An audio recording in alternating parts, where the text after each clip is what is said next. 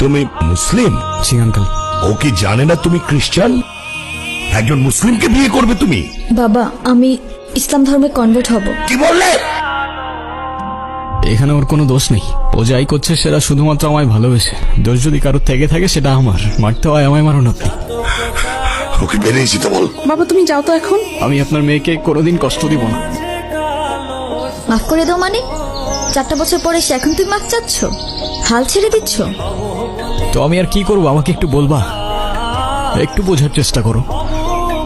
তোমার আর আমার ধর্মটা আলাদা, জেনি। তোমার ফ্যামিলি কখনোই আমাদের সম্পর্কটা মেনে নেবে না।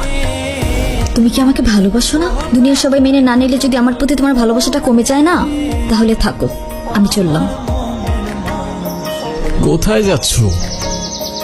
বাবার পছন্দের ছেলেকে বিয়ে করতে। তাহলে আমার কি হবে? তুমি তো আর আমাকে ভালোবাসো না। বাসি, অনেক ভালোবাসি। পরিবার তো মানবে না। না মানুক? সমাজ কি বলবে? সমাজের বাইরে চলে যাব। কত দূর? যতদূর গেলে তোমার আর আমার ছোট্ট একটা সংসার হবে। আগলে রাখতে পারবে? সারা জীবন।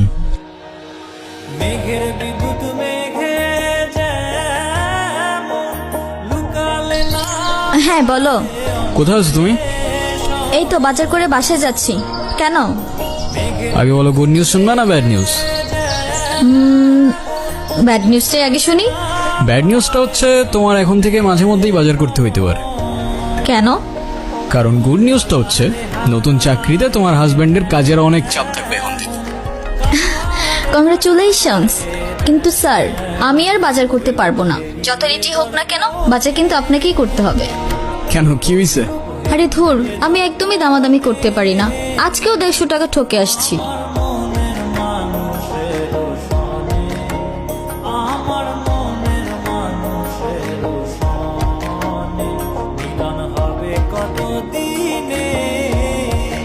আপনারা কারা?